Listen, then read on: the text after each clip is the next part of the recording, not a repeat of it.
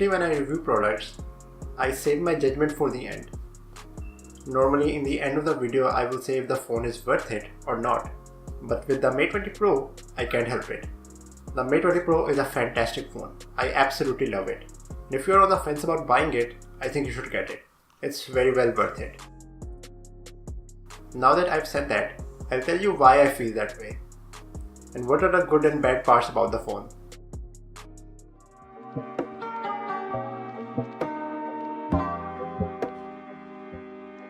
The Mate 20 Pro comes in a few colors: blue, green, twilight and black. I've used the twilight one and it does look really good, but right now I'm using the blue one. I've said it before but I'll say it again. I'm bored of the traditional black and white colors. I want something different, something new, something that I feel like is an extension of my personality. And I really feel that with this phone. The back of the phone is very beautifully designed. It's all very symmetrical. The camera layout in the back looks really good. It's made of glass, but in blue or green variant you get this slight texture on it, which gives the phone a little bit of grip and it protects the bag from scratches. I've been using this phone since a few months and it still looks brand new, so clearly it's working. The frame of the phone is made of metal and it perfectly blends between the curved display and the glass back. Another thing that I really like is that the power button has a red accent. That looks so good. On the front, there's a 6.4 inches QHD AMOLED display. We will talk about the quality in a bit, but there is a small chin and a slightly bigger notch as well. I don't really mind this. The notch is there to house the components required for the 3D face unlock. And it is designed in a way that it doesn't stand out. The display is curved, so you feel like the side bezels are pretty much non-existent. The last thing I want to talk about in terms of how the phone feels is something pretty much impossible to show on camera. And generally people don't talk about this in Android phones. I'm talking about the vibration motor. When I used the iPhone X, one thing that I really liked in that phone was the haptic feedback engine. And it was kind of mind-blowing to me how something like that can pretty much change the entire user experience. In Android phones, manufacturers don't really care about haptic feedback. But the Mate 20 Pro is the first Android phone I've used that has put this much attention in vibration motor. If you go in the clock app and set up an alarm, the vibration makes it feel like you are actually turning a dial of the clock. Or when you are in the camera app and you zoom in, it feels like you are turning the lens. The haptic feedback engine in this phone is so good. And I just want to say thank you for finally bringing good vibration to Android world. Okay, I'm pretty sure you guys are thinking why is this guy talking about vibration so much? But trust me, if you ever get your hands on this phone, go to the clock app and set up an alarm and you'll get what I mean and why I love this so much. Lastly, even though the vibration is fantastic, I don't feel like the software takes full advantage of the haptic engine. It uses it very sparingly. While I think it should be added to more and more places. Like for example, if you get some vibration when going home and a deeper vibration when going to recents, or if the phone will vibrate when you are scrolling through messages, I think that will greatly improve the user experience. Overall, I love the build quality of this phone. I love how the back is textured, I love how the glass is curved, I like how the notch is stylized. When it comes to the build quality, I pretty much love everything about the phone. So no complaints here. Let's talk about the display. It's no secret that I really enjoyed the display in the P20 Pro and the Mate 10 Pro. Those phones had really solid AMOLED displays, which I do prefer over LCDs, because the contrast is much better since the blacks are completely turned off. But when I compare them with the S9 Plus, the S9 Plus phone, because not only was it also AMOLED, it also had better clarity because of the higher resolution. And that was my complaint with the Huawei display. This time though, that complaint has been solved. They have upped the display from 1080p to 1440p and it looks amazing. The clarity is there, the contrast is there, the saturation is there, it supports HDR10, so colors look more vivid. This time it's not a Samsung panel, but it's still pretty fantastic. The curved display, the small chin, and the elegantly designed notch, combined with the awesome display, overall give a really immersive experience. So if you are going to consume a lot of media, this phone is perfect for that. Underneath the display, there's a fingerprint sensor. And this fingerprint sensor is a lot faster than the one I used in the V11 Pro. Even though it's really fast, the thing that impressed me even more is the 3D face unlock. When you pick up the phone, it automatically starts detecting your face, and it unlocks the phone before your finger reaches the fingerprint sensor. So now I hardly ever have to use the fingerprint sensor, because the face unlock is so much faster.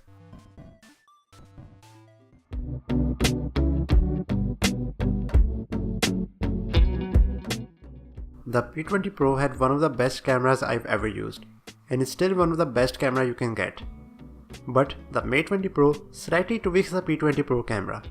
The P20 Pro had a main camera sensor, a monochrome sensor and a telephoto sensor. But with the Mate 20 Pro, they switched out the monochrome sensor with a wide angle one.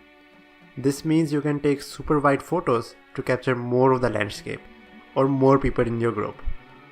Another update is that there is 5x optic zoom in the camera, so you can zoom in more than any other phone and still not lose the image quality. For context, the iPhone XS and the Samsung S9 can still only go up to 2x of optic zoom. All that technical details aside, all you need to know is that it's still the best camera ever, and it zooms out quite a lot and zooms in quite a lot. The software, mainly Huawei's AI, does even more to make the photos look better. The portrait mode and the edge detection is even better now, and normally you can tell if the photo is taken from this phone or a professional camera. So overall, I'm really happy with the camera. Again, it's the best camera you can get right now, whether it's for close-ups or for portraits or for wide-angle photos. I'm pretty sure you will be quite impressed with the camera.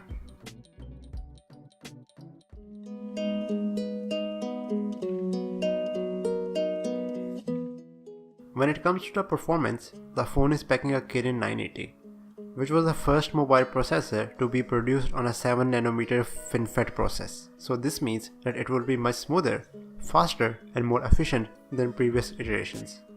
In usability, the phone is really smooth. Apps open really quickly and you can get either 6 or 8 GB of RAM, which is quite a lot for smooth multitasking. There's Android Pie and EMUI 9.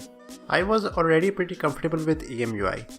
I don't hate it like most other Android skins, and there's still plenty of customization available for me to truly make this phone my own. But I have to say, EMUI 9 is a big upgrade over the EMUI 8. Mainly that's because some of the features I've been wanting for years have been added. I've been wanting dark mode since Android 5, and it's finally here, natively in EMUI. The dark mode makes the phone much less harsher on your eyes. But my favorite feature in the phone is the gesture navigation. I have said it many times before that Google really messed up gesture navigation on stock Android.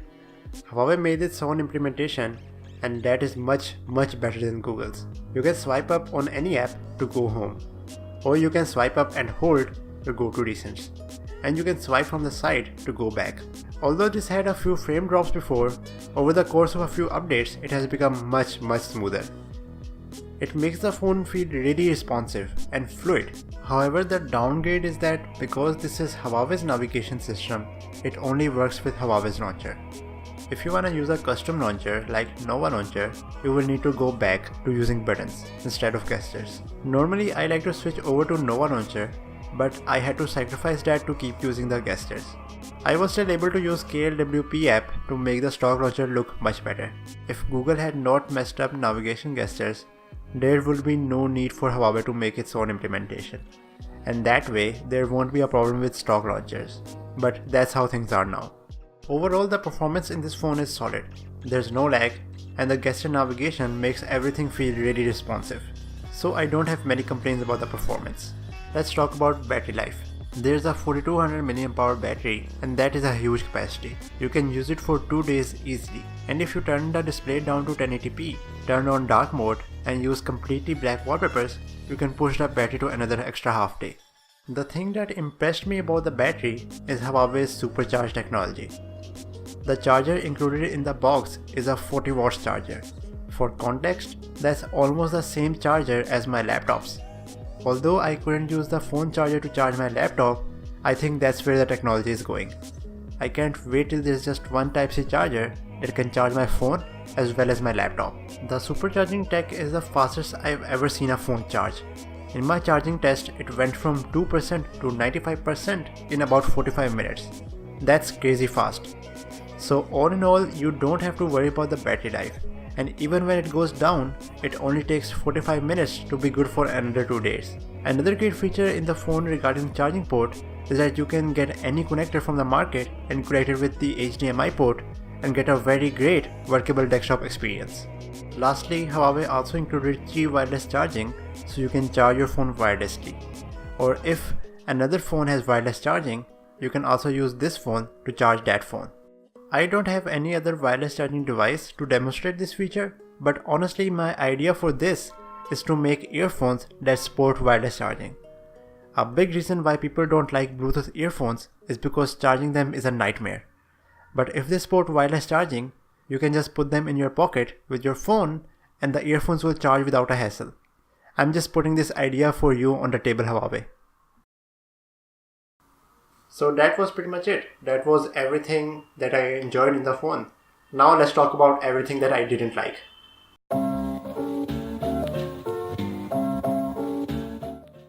So there's not really a lot of stuff that I didn't like in the phone. But because I'm a grade A narcissist, I need to have an issue with everything. So Huawei removed the micro SD card slot and introduced this new SD card that looks like a SIM. You can either add a second SIM or an SD card that looks like a SIM. In theory, this sounds good. You could potentially just have a SIM card one day that could also perform as an SD card. And this way, when you move your SIM card from one phone to another phone, all your data moves automatically. Just another idea if any billionaires are watching this video. Anyway, in theory, that sounds awesome. But right now, this new SD card shape is inconvenient. With normal SD cards, I can just go to a local shop and ask for an SD card. I'm not even sure where I can get this SD card. So my point is, this new SD card is not ubiquitous. It's not available everywhere. But with 128 GB of storage, I don't need to worry about that. So that's not much of an issue.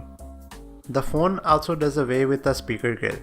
The USB port doubles as a speaker, and again in theory, this means better water resistance. In reality though, the payoff is that the speaker doesn't get as loud as other phones. It is clear, but it's just not as loud. For me, that's not much of an issue. If there was a list of stuff that I don't care about, phone speakers would probably be on the list. As long as I can hear my ringtone, I'm good. When I'm at home, I consume content on my laptop or on my TV. And when I'm in public, I don't like to use the phone speakers. I think that people will judge me. And to be honest, if you are one of those people who like to listen to stuff on your phone in public, just stop. No one wants to hear that. No one is interested. It's a bother. I will judge you for that. If you want to watch something, put the earphones in. And that's another thing. There's no headphone jack in the phone. But they do include USB Type-C earphones and a headphone jack adapter in the box. So at least that's good. Even with all those nitpicks, I still pretty much love this phone. It's my favorite phone that I've ever used. When the Note 9 came out, a lot of reviewers and a lot of my friends said that that phone felt like it was worth the price. I didn't feel that way about the Note 9, but with this phone, I feel like that's true. This is very well worth the price. The last thing I want to talk about is the past.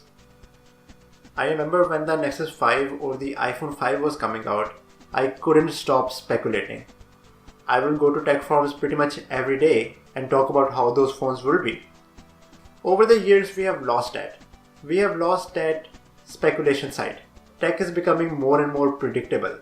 Companies usually like to make safe choices. There's not much difference in the Samsung S9 and the S8.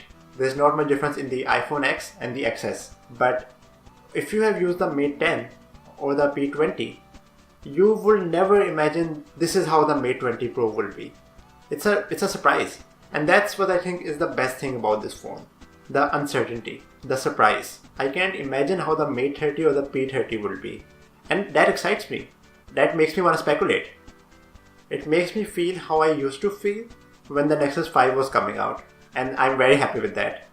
So all in all, if you can take anything away from this video, it's that please don't listen to stuff on your phone in public. It's annoying. And the Mate 20 Pro is a pretty freaking fantastic phone. And lastly, I'm super excited how they top this and what do they bring in the Mate 30 or the P30. And that was it. That was a super in-depth review of the Mate 20 Pro. I hope you enjoyed it. If you did, then please like and subscribe and all those things. Thank you for watching, and I'll see you in the next one. Peace.